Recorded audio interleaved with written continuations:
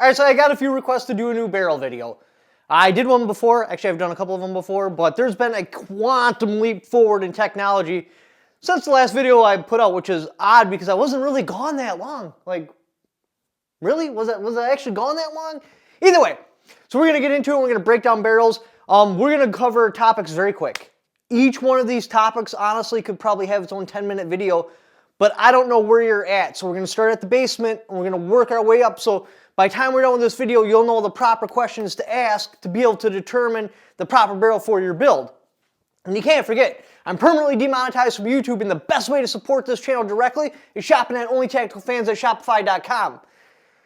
Buying stuff there, the money goes directly to me. I'm probably never going to be monetized from YouTube again, so I count on that. And I appreciate everyone that shopped there. Thank you. And if you're thinking about shopping there, thank you in advance. Anyways, check out OnlyTacticalFans at Shopify.com where you can get cool survival gear, branded merchandise, all the good stuff that you're probably looking for. All right, so let's go over the words you're going to run into when we're talking about barrels. Now, there's other unusual things out there, but you're probably not going to run into those that much, like I can't even pronounce it properly, but like the rifling in like the PSG-1 or in Glocks, it's the exception, it's not the rule. We're going to concentrate on the rules, so generally speaking, you can look at a rifle or a barrel online and have a good idea of the quality and what to expect out of it.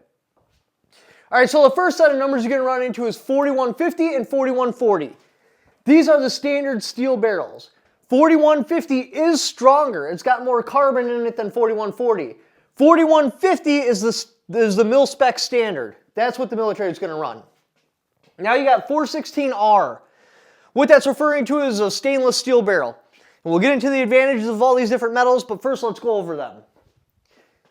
Next you're going to run to carbon fiber. So the whole barrel isn't carbon fiber. They take a stainless steel barrel and then they turn it down really, really super skinny. Then they wrap it in carbon fiber to give it rigidity again. So what are we looking at here? Obviously a 4140, it's going to be cheaper than a 4150. You're going to have less strength, but are you really going to notice? That's the question here. Probably not. So you can save money by going with a 4140. Obviously, if you want the best of the best for steel barrels, you're going to go with a 4150. Your 416R, this is a stainless steel barrel. Now the advantages over the stainless steel over a steel barrel is it's going to absorb heat a little bit slower. Now here's another one of those concepts we're just going to brush over real quick. So when it comes to energy transfer, whether that's light, heat, or whatever, a reflective material such as chromium absorbs energy slower. However, once the energy gets in the material, it has troubles dissipating it. So dark gets hot quick, but it dissipates quickly. Shiny absorbs slow, but it has troubles letting it go. So the ideal spot for like a stainless steel barrel is a rifle that's going to do slow shooting and you're worried about accuracy. It's going to hold the tight group longer over a steel barrel, but once you lose that group, it's going to take a while to get back. So this would be slow fire, accurate fire. This is quick fire because the barrel's got a faster recovery time. Yeah, it's going to heat up and you're going to have an MOA open up and you're going to have an MOA shift quicker, but it's also going to cool down and it's going to open up right away, but it's going to hold that because it's going to be dissipating heat really quick. It's going to have a tighter group, a tighter MOA, but then once it opens up, it's going to stay open. Ideally, when you put this type of barrel on a rifle, you're going to pick a rifle that's good for. And you're not going to do mag dumps and stuff like that. Like for example, the Black 13, that rifle is specifically built to do a marksman rifle. I knew that it was going to have light fire. It's only had one mag dump in its whole entire life. Otherwise, I've taken care of that barrel. I've never overheated it or anything like that because that was supposed to be an open sight, national match marksman rifle. Now, like the MLP, which stands for My Little Pony because it's basically a replica of the M26 or 24. Man, it's been so long since I've looked at these designations, I don't even remember. But anyways, the Marine Corps, they wanted to put everybody on these full auto high cap magazine with an ACOG on it. It was supposed to be a replica of that. Anyway, that one went with a 4150, and I went with Chrome line, which we'll get into in a little bit, because I knew that was going to be throwing some lead down range. I even put a binary trigger in it. That's whole purpose was to put lead down range. So I don't want to put a stainless steel barrel on there because I don't care about the accuracy. Can I hit a human-sized target at 300 yards? Yes. Perfect. Now let's see how fast I can hit it and continue to keep fire on it to keep that target's head down. Different concepts for different rifles, and we'll get into that also later. All right, so the next one you're going to run into is carbon fiber. These are really, really expensive and really good. They have their limits though. I actually found the limit when I tried to put a carbon fiber barrel on the 300 PRC. Turns out the Magnum calibers put enough heat into the barrel to where it heats up. If I would have only ever shot 3 round groups on the 300 PRC, it hovered around like a quarter to a third MOA. But by shot number 5, it would open up to almost 2 MOA, sometimes at 2 MOA. It was wild. It took me forever to figure out what the hell the problem was because I run carbon fiber barrels on a whole bunch of other rifles and I never ran into that problem. Why is this one different? And this wasn't some cheap knockoff carbon fiber barrel either. This was approved research. We're talking top tier, highest premium, couldn't handle the heat of a 300 PRC. With that being said, in a hunting application, that would have been just fine. A hunting rifle is measured by 3-shot groups. But because I was making a precision rifle, you want to measure that in a 5 or a 10-shot group. And that's how you're going to do it because when you're shooting in competition, you're not just shooting 3 and stopping. So this is supposed to be a sniper rifle, yes, and the carbon fiber barrel could have worked, but I also wanted to shoot it at 1,000 yards and I didn't want to just take it to the range, shoot 3 shots and be done because, you know, what if it takes me more than 3 shots to get on the target, right? So I wanted a minimum of 5 shots being sub-MOA and I'd like to see 10. It absolutely could not happen with the carbon fiber barrel. I burnt hundreds of dollars, I think it was like $1,000 in ammunition trying to pull off a 5-shot group sub-MOA. Couldn't do it with the carbon fiber barrel. As soon as I put on a steel barrel, not a problem. I shot, I think it was 0.5 MOA with a 5-shot group. It's been years. I don't remember exactly. The point is, carbon fiber barrel is no good for specific things like Magnum caliber in like a competition. As a mounting hunting rifle, a 300 PRC would definitely work for that. And the carbon fiber barrel wouldn't matter because you're only shooting 3 shots to group that bad boy. Now, on a 22 long rifle, carbon fiber barrel is primo. You could shoot that bad boy all day long and never ever run into heat. On an AR15 semi-automatic, yeah, it would probably be okay, but if you're going to upgrade to like a bump stock, an FRT trigger, or maybe even a binary trigger, you may hit the heat limits of the carbon fiber barrel. I never tested the heat limits on a 223, so I don't know how far they go. I did test them, however, on a 243, which is an AR-10 barrel. A 243 is basically a 308, but it's necked down to a 6mm. With a 6mm at like, I think 10 shots, I'll see if I can't find the footage of that, or at least put the target up. At 10 shots now, it's breaking out of the sub-MOA, and it's starting to curve up and over. Are you going to rapid fire 10 shots out of a 243? Probably not, but I went all the way to 20, and it still stayed within a nice group, but you could see as the heat was starting to become too much. So if you're looking for any type of rapid fire, I strongly do not recommend a carbon fiber barrel. You're going to want to run one of these. Carbon fiber would be a lightweight accuracy barrel. And another big disadvantage to this is these are retarded expensive. You're looking at like $1,000 for a carbon fiber barrel where you can get into like a stainless or 4150 for like, man, I haven't even looked at the prices in a while. But when I went in, so a good 4150 chrome line would be like $250, $300. Then a stainless, you're looking at like maybe $400. Carbon fiber, boom, you're up over $1,000. So that's a huge disadvantage to the carbon fiber is the fact that it costs a lot of money and it doesn't take heat very well. Now they claim everywhere, all over the internet that, oh, they absorb heat better. That's not my experience. I couldn't run it hot on the 22 long rifle because it's not full auto and it would have taken a plethora of magazines to get it hot, even on a 22 long rifle because it makes so little heat. But definitely on the 243, I seen heat shifts and it shifted fast. It wouldn't have done that on like a stainless steel barrel. I've also seen heat shifts very, very fast on a 300 PRC. All right, so what's the next set of terms you're going to run into? We have CMV, CL, and QPQ. Now this stands for Chrome Moly Varget Steel. This is pretty much the standard you're going to see. So when you get a 4150 or 4140, it's almost always going to guaranteed to be Chrome Moly Varget Steel. Now this does not mean chrome line. And when I first got into barrels and started doing research on barrels, I actually got confused with this, so be careful. CMV does not mean chrome line. That's what CL means. So like if you want a chrome line barrel, you're going to go 4150 or 4140, CMV, and it's also going to have chrome line. And you got QPQ. This is talking about, I'm going to use nitrated. basically across the board, but there's a whole bunch of, there's like Terraform, Terra, whatever Glock uses.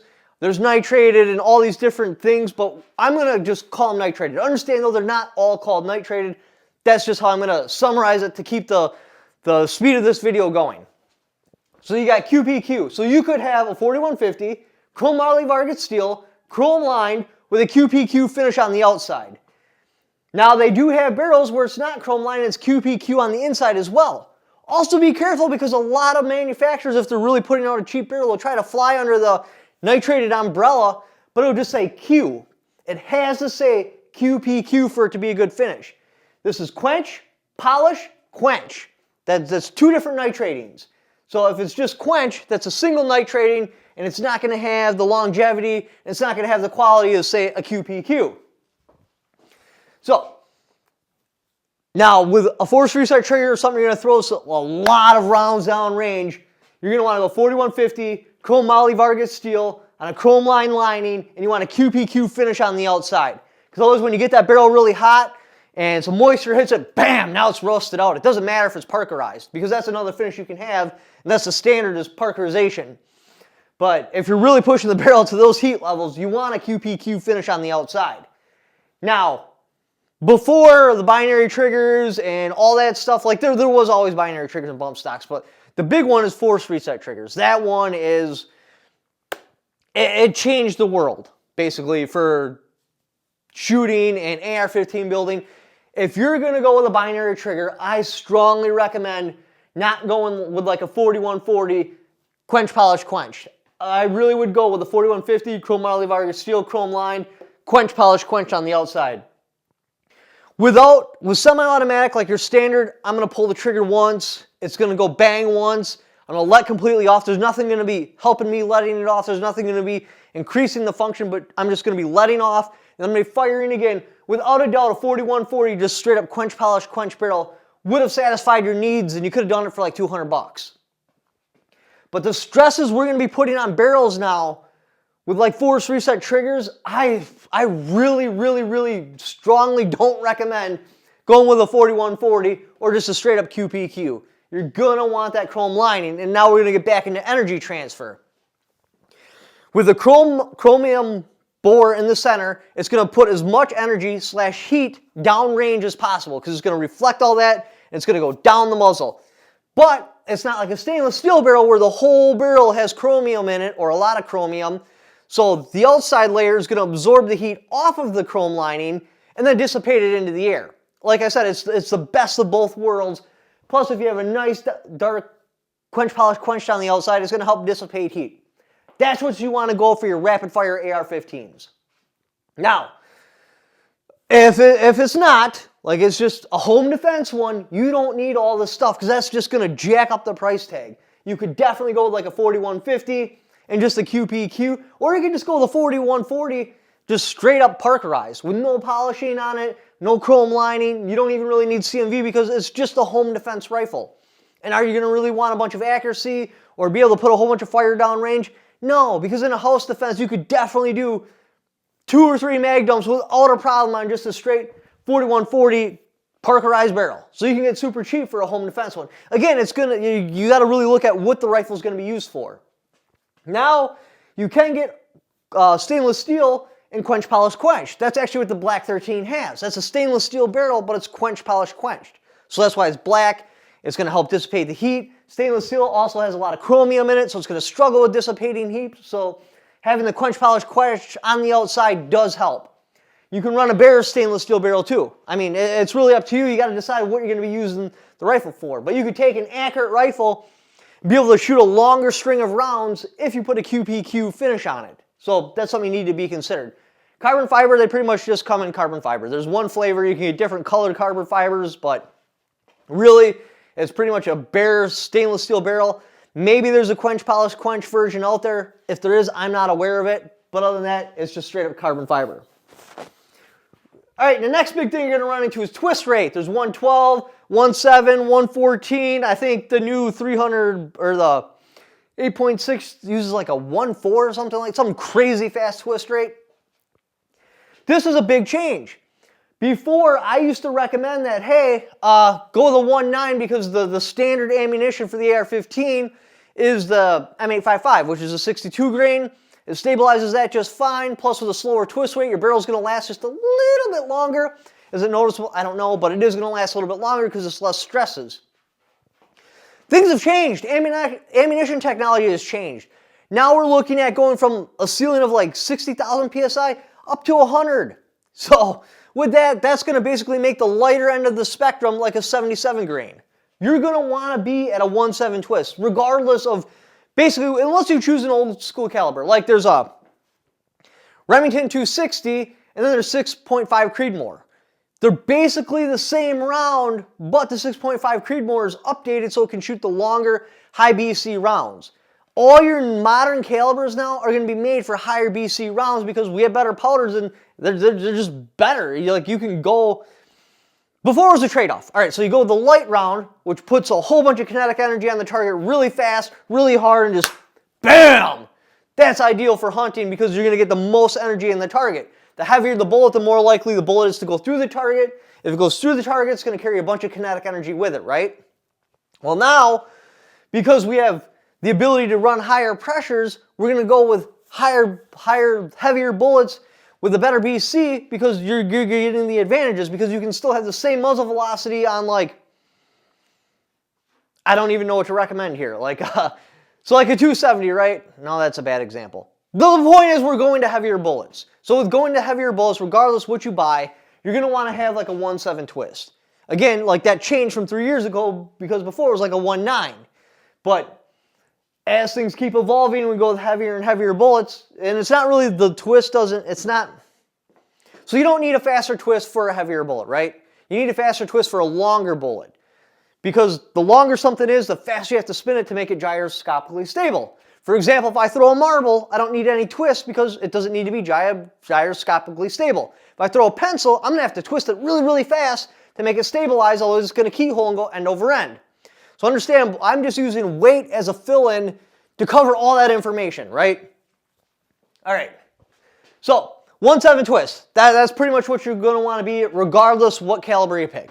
Whether that's 300 PRC, yeah, 300 PRC, you probably don't need a 1.7 twist unless you plan on shooting 250s, but you can't buy those off the shelf, so you're going to have to hand load. If you're already hand loading, you already know the stuff, so you're going to wind up buying that anyway. But AR-15s are going to be switching over. Now, there's two different ways they could go. They could just make the ammunition that has 100 PSI that can go in an AR-15, but it's more likely they'll probably wind up switching to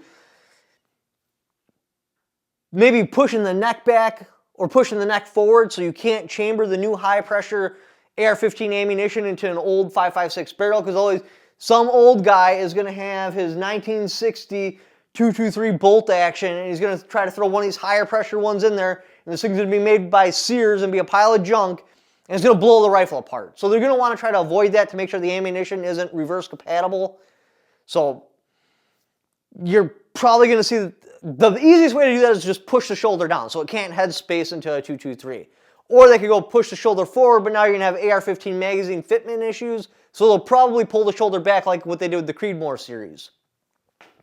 With that being said, we're still going to see the most common twist, or the most common bullets on the shelf switch from 55 and 62 up to 77. People are just going to accept that, hey, a 77 is what the AR-15 is going to run, and they're going to do that because they're going to wind up having the lightest bullet in these new ammunition being a 77, but then going as high as maybe a 90. I don't know which way they're going to go. We'll have to see. But it's going to go up. Basically, all these light rounds are going to start falling off, and we're going to be looking at more like 1.7 twist territory. So that's why I'm saying, like, future-proof your rifle and just go with a 1.7 twist. Plus, a 1.7 twist can handle 55 and 62 grain. They've done plenty of testing on that.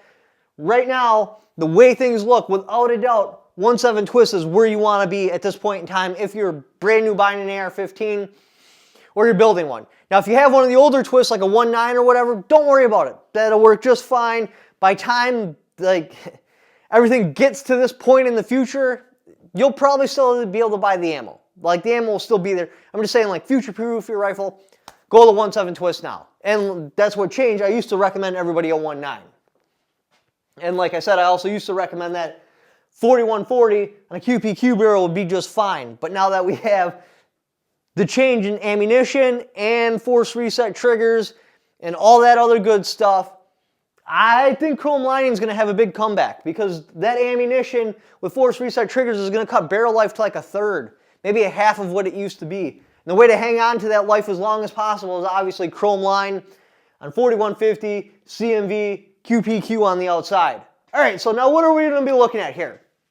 So when you're selecting your stuff, there's a couple of different things you need to look at. How long do I want this to live? What am I going to use it for? What type of accuracy am I looking for? What kind of ammunition am I going to feed it? And what is the actual rifle setup going to be? And you need to be realistic about this. This is the part where I used to struggle. I used to want like a 4150 chrome line barrel to shoot sub-MOA. And while it is possible, the SCAR 17 breaks all the rules. We're talking about a pencil barrel, 4150. You got a cold hammer forged, which I forgot to write out there, but I'll touch on that in a second. Chrome line bore, and it shoots sub-MOA. I've shot personally with just an ACOG on there, a 3-shot sub-MOA group. But it's amazing. It should not do that. That is not the way the rules say. That goes against everything we know, but it does. And that's what I used to want out of AR15s. I just couldn't get it, but I was also buying cheaper barrels, so it is what it is. Obviously, the more you spend on a barrel, the better it's going to go. But let me touch on the barrel manufacturing before we get back into this. We're going to take a slight little ADHD detour.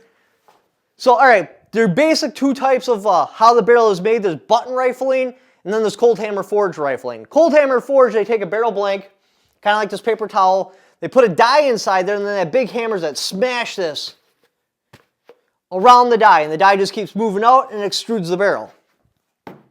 That's supposed to be a stronger way of doing things. However, typically, it's less accurate. Then there's button rifling, which they take a die. We're going to pretend this is a die. They put it in there, and then they use a hydraulic press to just and pull the barrel over it, cutting the rifle into it. And that's supposed to be more accurate because it's one smooth, consistent motion, and it's a die going through. Again, the SCAR breaks all the rules. It has cold hammer forged rifling, and it shoots sub-MOA, and it absolutely should not be able to do that. Also understand with chrome lining, depending on who's doing it, they may screw that up. That's why typically people say chrome lining is less accurate. It doesn't have to be, but typically it is, because it's a process and you're adding another step and it can mess up. And if you don't get the chrome lining on there perfectly, well, your accuracy is going to go to shit. All right, so now back to this section right here. How long do you want this rifle to last? And you need to be realistic. Understand, most people don't shoot but a couple of rounds every year. So I don't need a rifle that's going to last 100,000 rounds. They're not going to. We'll back that up, go more realistic. I don't need a rifle that's going to last 10,000 rounds when I'm going to be dead 5 times over when I take the amount of shooting I do in a year to be able to shoot that barrel out. So why would I spend the money going with a 4150 Chrome Moly Vanadium steel chrome line QPQ when I could just get a 4140 QPQ and it would definitely last longer than I'm going to? So be realistic. There's no point in dumping all that money in there when you don't need to. Also, with the bare stainless barrels, a QPQ 416R is going to last longer than just a bare 416R. If I shoot 5 rounds a year for hunting, there's no reason to go with QPQ except for maybe I want, better corrosion resistance, but stainless steel is already pretty corrosion resistant. So, I mean, you got to be realistic. Otherwise, you're going to wind up building a rifle that just doesn't suit your needs, and it's going to cost you way too much money. Next one, what are you using it for? A hunting rifle, I'm going to be looking at like 1.5 MOA is good. Like that's more than enough. Your typical deer to get killed within like 100 yards. I mean, there are exceptions, but typically within 100 yards. And I don't really need to shoot it that much, so I could go with a standard steel barrel and be able to get that accuracy without a problem. Or I could go with a bare 416R stainless steel barrel. Point is, be realistic.